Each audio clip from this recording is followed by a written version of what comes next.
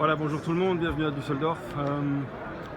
On va visiter ici sur le stand Marex, le Marex 330 SCA qui a été Boat of the Year il y a 2 ans. C'est un bateau qui fait à peu près 12 mètres et qui a de nombreux avantages au niveau de sa configuration, mais c'est surtout la qualité de fabrication qu'il faut voir au niveau de la coque, au niveau des matériaux employés qui rendent ce bateau très confortable, très cosy et bateau pour les mers du Nord principalement, même si on peut l'amener ailleurs, mais vraiment c'est le bateau à voir, je pense, si on est dans cette gamme de taille là dans les mers du Nord. Tout de suite. Alors on monte à bord par une grande plateforme de bain avec une échelle dépliante ici, un petit espace de rangement, la banquette qui permet aussi d'avoir derrière la banquette un rangement notamment pour du matériel de snorkeling, etc.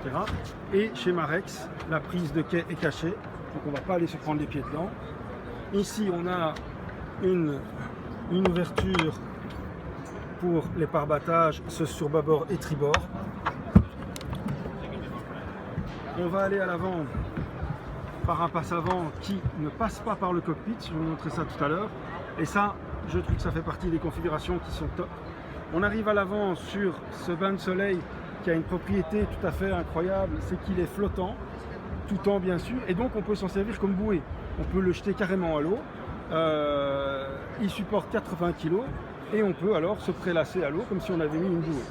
On a évidemment une baille à mouillage avec toute l'installation électrique qui va être de rigueur sur ce genre de bateau.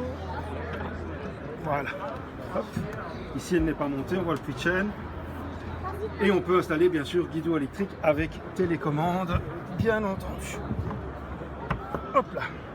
Quand on touche évidemment ces commandes, que ce soit les taquets ou les petites poignées de baille à mouillage, ben, on sent évidemment la qualité. On a des mains courantes partout et alors un toit ouvrant, vous voyez ici avec des trous, qui permet à ce toit de pouvoir être positionné où l'on veut et pas nécessairement tout ouvert ou tout fermé. Il est monté sur des barres arcanes avec des roulements à billes. Il est extrêmement facile à manipuler et même quelqu'un qui n'a pas beaucoup de force peut le faire sans problème. On peut installer également ici des panneaux solaires qui vont assurer alors l'alimentation du froid et des lumières au mouillage. Donc pour ces éléments-là, pas besoin d'avoir au mouillage d'autres courants et de pomper dans les batteries. Une porte de poste de barre, on va y venir évidemment, et toujours un passe avant qui est, vous le voyez, à l'extérieur du cockpit et qui arrive directement sur la plateforme de bain. Donc ça veut dire qu'on peut passer par ce passe avant sans interrompre ce qui se passe au niveau du cockpit, demander à des gens de se lever, parce que si on a des amis qui n'y connaissent pas grand chose, qui ne savent pas comment par exemple se mettre à la place de port, ben c'est mieux de les avoir assis dans le cockpit, hors du chemin, et de pouvoir travailler alors seul. C'est donc un bateau qui peut se manœuvrer seul également, puisque vous allez voir, il y a une poste de barre, un poste de barre avec la porte latérale, et le taquet ici de garde qui permet alors facilement, si on a gardé les amarres à poste, de pouvoir venir se placer avec beaucoup de sécurité à bord. Le cockpit est divisé en 2 parties, une partie sur tribord avec une banquette qui peut être jointe lorsqu'on déplie la table ici à l'autre partie ici qui est en U, mais pas un U comme on voit habituellement comme ceci avec un petit retour, non, vraiment un U dont la partie principale du U est axée sur bâbord, et ce cockpit là a beaucoup d'avantages. Le premier, c'est qu'il est muni d'un hardtop comme ceci avec une bâche qui peut venir se déplier ici, voilà, et qui glisse presque toute seule, hein, regardez, je l'ai à peine touchée, hop, et elle continue à glisser sur un tout petit mouvement de main. Donc là vraiment au niveau de la qualité des roulements, etc., c'est top, et on peut l'arrêter quand on veut, par exemple ici, clax, voilà, je l'ai arrêté seulement à cette distance là, donc elle permet très facilement d'avoir l'ouverture qu'on souhaite pour profiter du soleil ou se protéger du vent dans le cockpit. Cockpit qui encore et toujours a des éclairages extérieurs qui ne sont pas moches ou froids comme sur la plupart des bateaux et qui est également équipé d'un chauffage Webasto, donc je cherche la buse mais peu importe. elle est ici quelque part, qui permet d'avoir l'aménagement couchage pour les journées pas trop froides, où on peut descendre la table et faire un couchage ici. Donc 2 cabines, 2 personnes, plus un couchage 2 personnes cockpit potentiel et un couchage 2 personnes dans le carré potentiel aussi.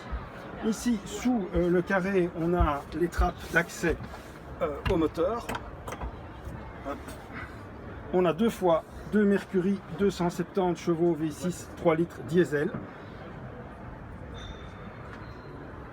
Avec une autre trappe d'accès ici qui va permettre d'avoir l'accès pour l'entretien du deuxième moteur et une trappe d'accès ici juste à l'entrée de la timonerie avec l'escalier qui descend. Et de nouveau ici, quand on regarde la qualité de fabrication, on sent qu'on a un bateau qui est capable d'affronter toutes les mers et de prévoir de la sécurité dans beaucoup de conditions.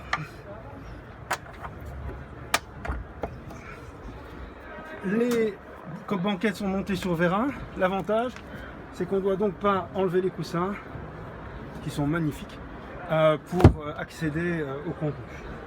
On va maintenant passer à la timonerie et aux cabines. A tout de suite.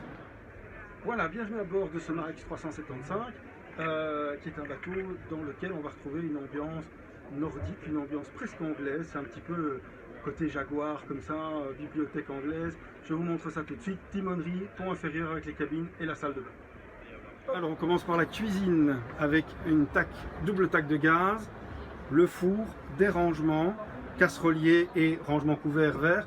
Tous les rangements sont fournis avec, sauf celui-ci bien sûr, ça n'est pas de chance. On va donc dire presque tous les rangements du bas, correction définitive, sont fournis avec des petits picots qui peuvent venir se visser dans les trous là pour mettre les verres et les casseroles en place sans que ça ne bouge. Un évier avec un robinet ajustable. Hop. Ici, au poste de bar, le carré, on a bien sûr une banquette rabattable qui permet de faire face à la mer en navigation ou en vis-à-vis avec l'autre partie de la banquette. Banquette pour 5 personnes, puisque on a ce petit tabouret d'appoint. Il suffit de déclipser la goupille là, le tabouret sort, on le règle avec le pas de vis pour la hauteur. Poste de bar avec éléments de sécurité pour moi indispensable sur un bateau de cette taille, une porte de poste de bar, double commande Mercury avec des flaps nouvelle génération qui sont des lames qui rentrent dans l'eau et sortent à toute vitesse pour stabiliser le bateau en tangage et en roulis à la fois.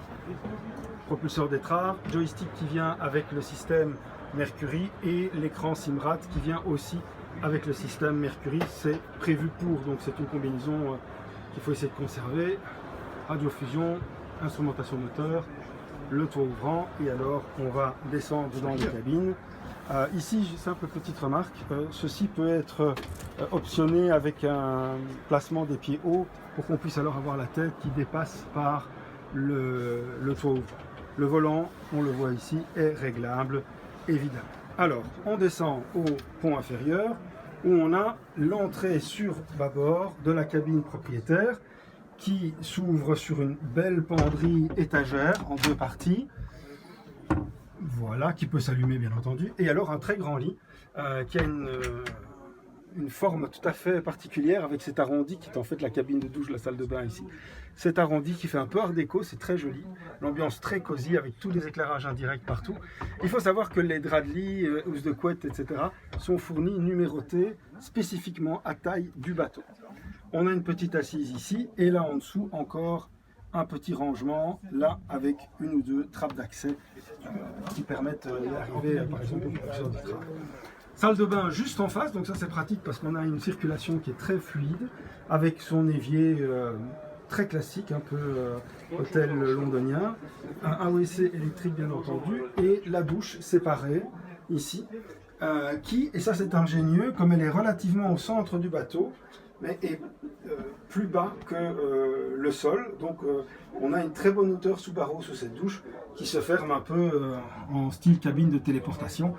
Alors on termine cette visite intérieure par la deuxième cabine, on accède à ce point inférieur par les marches qui sont là, on termine par cette deuxième cabine qui possède cette double fenêtre avec cette signature graphique Marex si typique, une très belle banquette ici, et alors une cabine profonde qui va jusque de l'autre côté, donc elle est traversante au niveau de la largeur de la coque, avec des espaces de rangement là-bas dans le fond, une autre petite assise ici dans le coin, et une penderie qui s'ouvre de la même façon sur un doublé étagère penderie que dans la cabine propriétaire. Et ben voilà, on termine ici la visite de ce Marex. J'espère que ça aura plu à tout le monde.